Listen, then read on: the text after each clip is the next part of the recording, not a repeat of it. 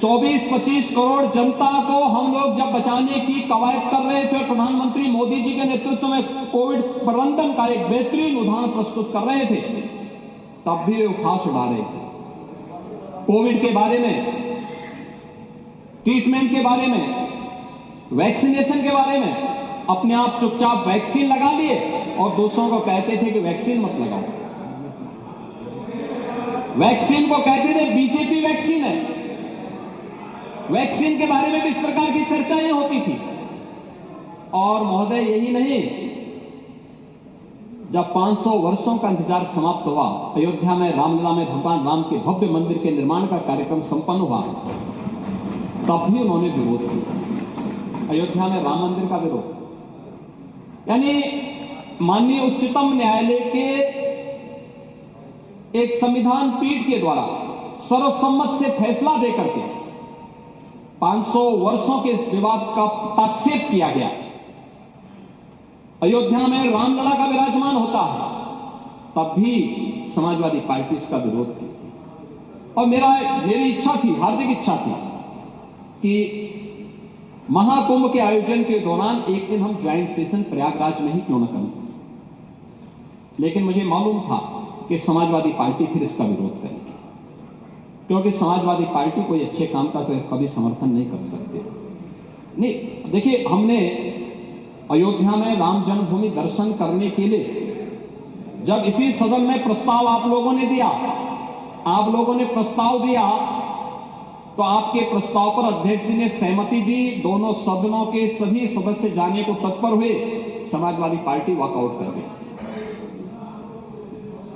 नहीं, आपका नहीं भाई, शिवपाल जी तो नहीं जा पाते, शिवपाल जी का तो रास्ता नहीं है, वो चच्चू तो जो है यहां से पश्चिम की तरफ जाते हैं। ओह, हम तो कह रहे हैं सबके हैं, हमने तो इसीलिए कहा सब लोग चलिए, लेकिन आप लोगों ने विरोध कर दिया। मोना जी गई थी और भी माननीय सदस्य गए थे, लेकिन मेरा यह कहना है, इसीलिए प्रयागराज के बारे में हम लोग ज्वाइंट सेशन से अपने आप को दूर रखेंगे। नहीं, छोड़िए, जाने दीजिए, जिसकी मर्जी आएगी जाना चाहेगा, जिसकी मर्जी आएगी नहीं जाना चाहेगा। मैं तो अध्यक्ष जी से कहूंगा कि एक दिन जरूर रखें मान्य सदस्यों के लिए कि प्रयागराज में जाकर के आस्था की डुबकी लगा लें। बहुत सारे सदस्य इसका इंतजार करें और ऐसे बहुत सारे सदस्य इसका इंतजार करें और जाना चाहिए, क्योंकि देश आ रहा है, दुनिया आ रही है। आप मुझे बताइए, आज 56 करोड़ से भी श्रद्धालुओं ने अब तक वहां पे आस्था की डुबकी लगाई है। अगर मैं भारत के अंदर देखूं, 140 करोड़ की आबादी में 110 करोड़ सनातन धर्मावलंबी है। कुछ और भी मिला लेते, मान के चलिए कि हर एक परिवार में 4 सदस्य होंगे, तो हर परिवार के 2 सदस्यों ने अब तक वहां डुबकी लगाई है। तो ये लोग क्यों वंचित रहेंगे? ये क्यों वंचित रहना चाहिए? जो अगर बहुत सारे लोग इंतजार कर रहे होंगे कि हो सकता है कि यहां पे कोई हम सेशन कर लें, मेरा कहना है कि एक अवसर मिलना चाहिए मान्य सदस्यों को, वहां पे जाकर के व्यवस्था की डुबकी लगाएं। महोदय, इसके बारे में बहुत सारे दुष्प्रचार किए गए और बहुत सारी चीजें, उन पर मैं भी उसी पे मैं चर्चा करूंगा। लेकिन मैं इससे पहले महाकुंभ के आयोजन के बारे में जो व्यवस्थाएं बनाई गई, और मैं उसकी तुलना भी करना चाहूंगा कि कैसे वहां पर उस आयोजन के साथ हमारी सरकार को जुड़ने का अवसर मिला और पिछली सरकारों के समय क्या हुआ था। अब आप लॉजिस्टिक की ही बात करते हैं महोदय, मैं जो भी चीजें वहां कुंभ के आयोजन के साथ जुड़ी, 2013 के साथ अगर हम जोड़ें इसको, 2013 में प्रयागराज कुंभ के साथ देखें, 2013 में आयोजन था 55 दिन का, और 2025 के महाकुंभ में आयोजन है 45 दिन का। आयोजन की तिथि न मैं तय करता हूं, न सरकार तय करती है। ये हमारी धार्मिक व्यवस्था का एक हिस्सा है और उसके अनुसार जो मुहूर्त होंगे, उस मुहूर्त के अनुसार ये आयोजन तय होते हैं।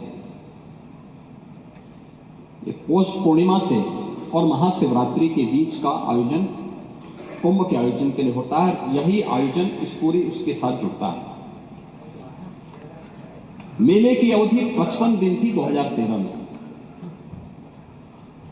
और इस बार यह अवधि है 45 दिन की।